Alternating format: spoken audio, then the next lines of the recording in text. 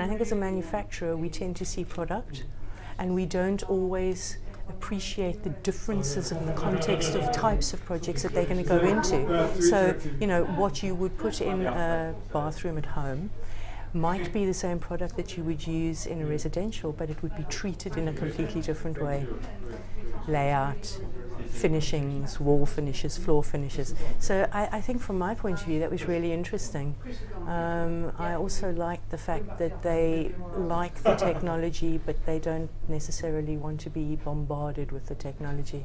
Well, I think just the word experience, but somewhere that you can go to get away from the technology, and yet you need the technology there in order to make the most functionality of your product. So if you need to really save energy, or you really need to are being pushed to really save water, you can't do that without the technology.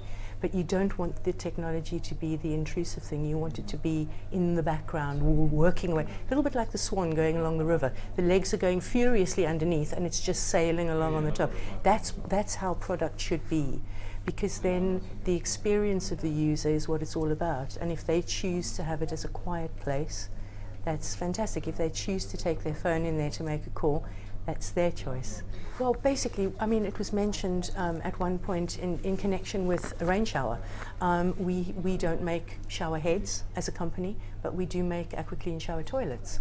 And part of that technology involves spraying water to clean. And by aerating the water, by actually putting air into the water, you're getting the same strength, the same velocity of water coming out of the machine, out of the wand.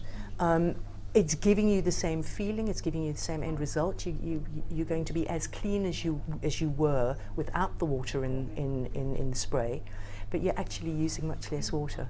So you're giving the end user the same experience, but you're saving water in the process. And it's just by introducing those tiny little things.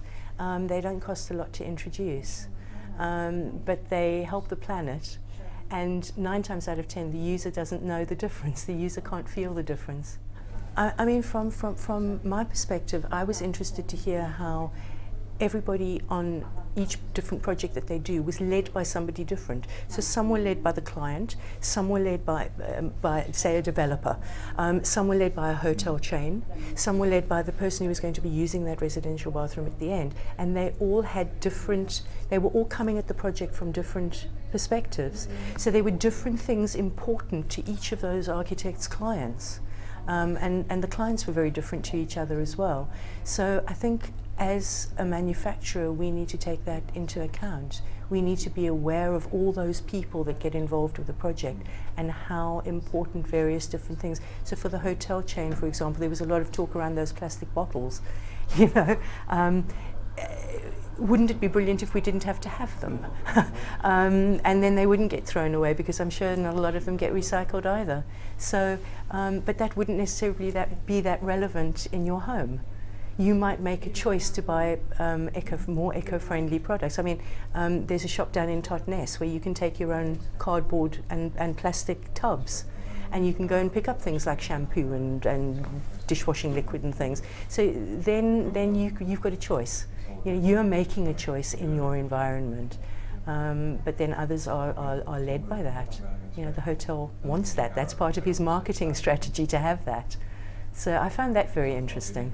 Like I said towards the end, I think technology is going to be more and more prevalent in product, because it's the only way that we're actually going to achieve the kind of things like the nanotechnology, wearable clothing, all that's, you know, wearable technology, all that sort of thing is just going to, you know, we see it more and more anyway now. So I think in order to keep up with technology, we're going to have it there, but I think it needs to be less visible.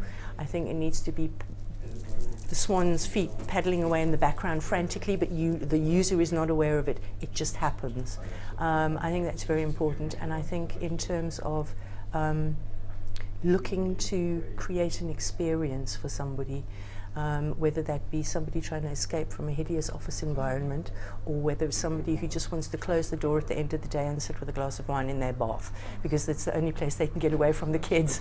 You know, we have to think of those vastly different options or situations, or sort of scenarios, and then make sure that our products can cater for all of that in the most well-rounded and holistic way possible without being intrusive.